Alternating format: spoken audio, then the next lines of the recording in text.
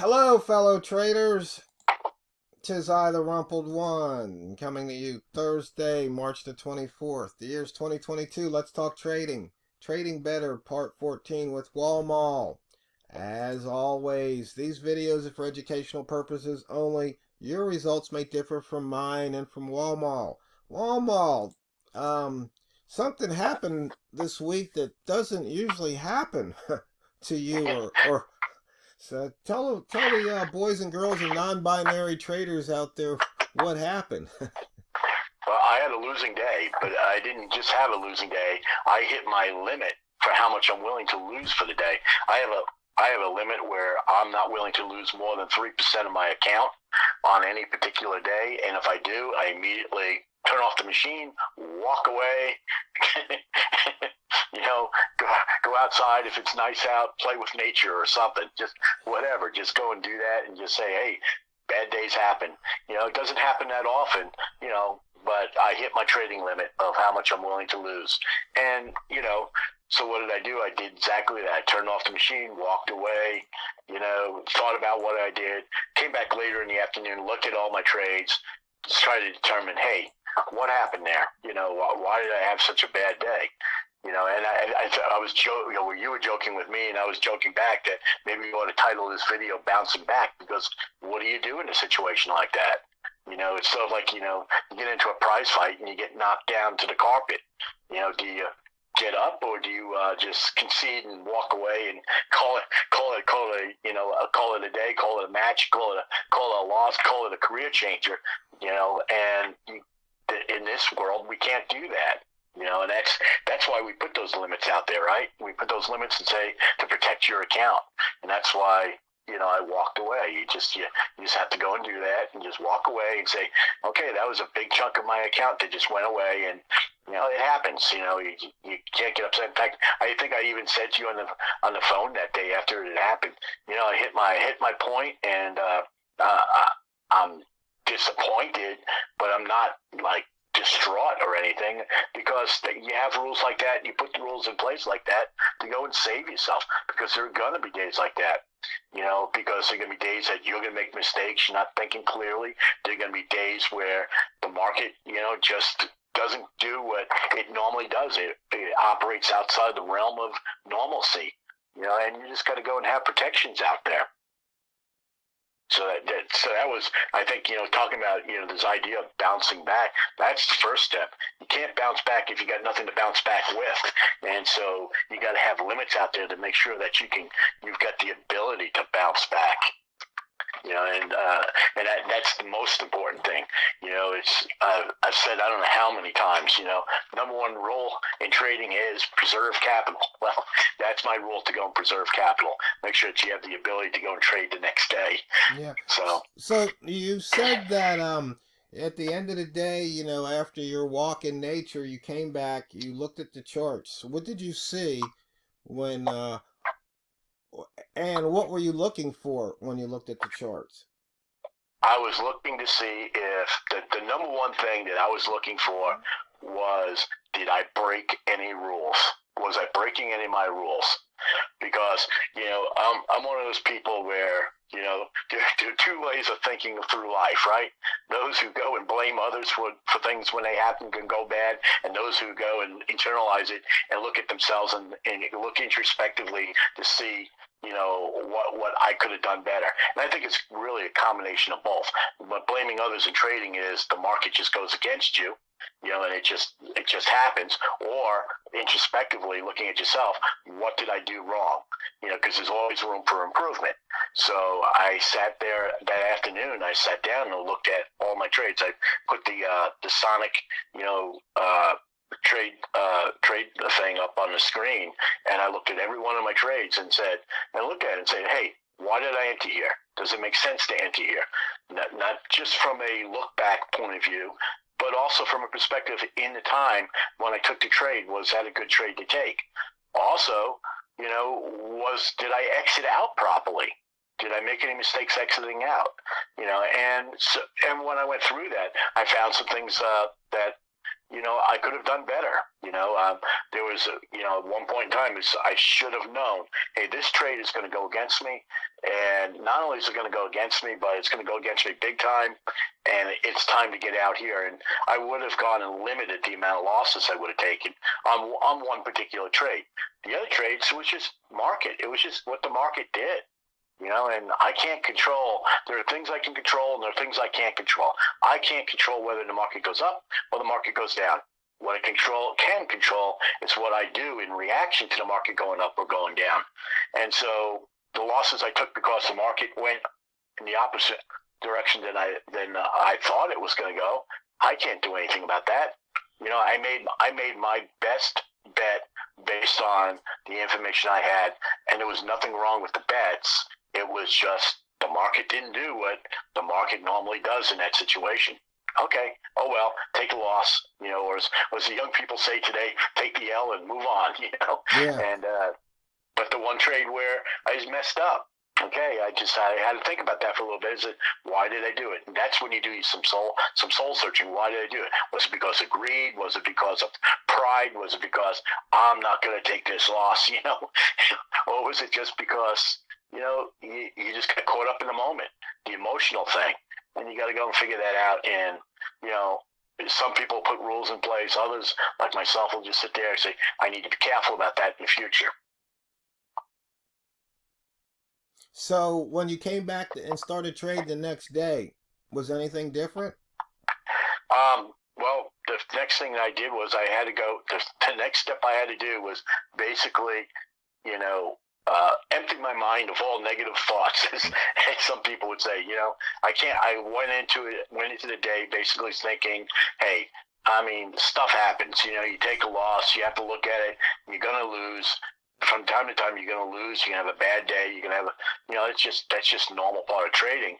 So you just have to sit down with and basically trade your plan and just know and have confidence that your plan works. And that's what I did. I sat down and traded my plan, and that was yesterday's trading. And I traded in the early part of the New York session, actually pre-New York.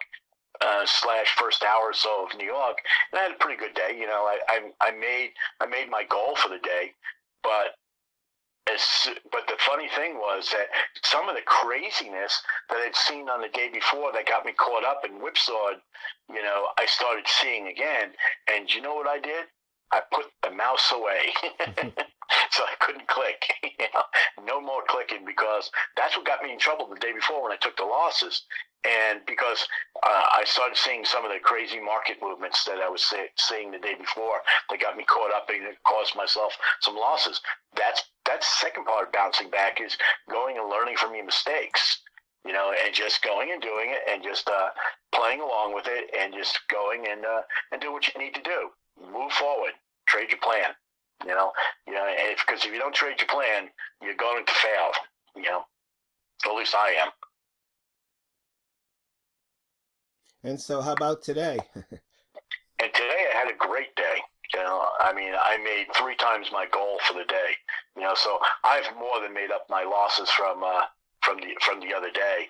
But today was a great day. The markets moved in a more pattern. There was only one time, maybe about 2 hours ago, there was one strange move that occurred, but I was already done for the day at that point in time. But it was just a great day. Markets moved exactly as you would expect them to move, but again, it comes back to what I said, on my first day back after going and taking that loss, and that is trade the plan. I didn't change a single thing with my plan. I may have changed what I was doing because of mistakes that I had made when I lost money, but I didn't change the plan. And what got me in trouble, at least on one trade, was I didn't trade my plan. I went and I traded emotion, and that's what you got to do. Trade your plan. And so today I traded my plan, and it was a fantastic day. So, there's still some traders out there trading the Walmal method, and some are doing okay and some are struggling. Have you done anything different with the Walmal method? Yeah, I've kind of pulled away from the Walmal method a little bit, and here's the reason why. this past week has been a little bit different because we had one day. My numbers will be different than yours because we're on two different platforms. But yesterday was 123 pips and then the day before that was 154 pips. Those would have been great days for the Walmal method. But what I've been seeing a lot of is 60 and 70 pip days. And so for that reason, the Walmal method is just not going to, it'll work. But what you got to do is, normally with the Walmal method, you're looking to get, 1, 5, 10. You're trying to get those type of pips. Well, the problem with the way the market's been moving, basically for about 6 months, 9 months now, is that what it'll do is you'll get an hour where you got 20 pips on the hour, which means, hey, that should work, right? Well, the problem with it is that what it'll do is it'll run, 5, 6 pips in the direction that you want it to go in, and then it turns around and slams back the other direction. And so there's been a lot of chop back and forth. So to make it work, and when I've traded the Walmal method over the last, let's say, 9 months, I've been only looking to get 3 to 5 pips. I'm not trying to get to 10 pips, because if you're trying to get to 10 pips right now, you're going to wind up going underwater for a bit. You'll probably be doing okay, but the problem is you're now starting to deal with emotion because, hey, I was up 5 pips, and let's say you were trading, one lot. Hey, think about that. You were sitting there, you're up $50, and it slams around, turns around, and goes against you the other direction. Now you're down $100, and then it turns around, comes back the other way, and then you could have gotten out with, let's say, $100. And to me, I don't like having to deal with more emotion than I'm ready or equipped to deal with. So for that reason, I just say, you know what? I'm looking to get my 135 as opposed to 1510. And so when I do it, I'm just looking to get a few pips, and that's it. That's just because of the way the market's been moving. The ranges are still there for the hour. It's just the way the pound is moving. It's moving differently than it has moved historically. So it still will get to 20 or even 30 pips, for an hour. It's just the way it's doing it. Now, that said, is there a way to still make money on it? Yeah, absolutely. But what you got to do is you got to be willing to go and open up your stops so that when it goes and swings against you, you're not getting chopped out. Or to do what I'm doing, where you're only making, let's say 3 pips on a trade, and just realize that's what you got to do. So what does that mean if you're going to do this long term? Well, if your goal is to get 10 pips for the day, that means you're in the market, a few hours more than you normally would, let's say, a year ago today.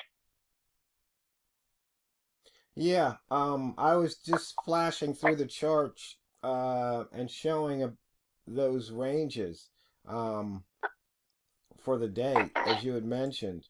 Yeah, we had a couple of big days yesterday and the day before. But looking at the ATR and the average over the last 100 days, we got an average of 89 and an ATR of 91. So, we're averaging about 90 pips a day. Yeah, and the thing is, you go back a year ago, we were talking about ATR, average range for the day of about 110 to 120. That's a big difference. That's a huge difference. So, and the thing is, does the method work? Yeah, it still works. You just got to play it differently, and understand that you got to play it differently. Yeah, well, we got about a minute left. Anything else you want to tell the traders out there about bouncing back? I'm going to go and repeat what I said already because it's the most important part, and that is very simply this: trade your plan. And if you don't have a plan, make a plan. And the thing is,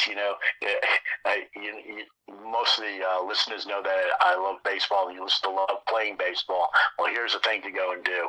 I used to sleep with my baseball mitt and a ball in the glove when I was a little kid. Well, your trading plan is your mitt and your ball. So sleep with your plan. Know it. Know it that well. Yeah, that's a good one. So, fellow traders, there you have it from Walmal. Your plan is everything because it's not what you trade, it's how you trade it. So go out there and drain the banks. This is TheRumpledOne, over and out.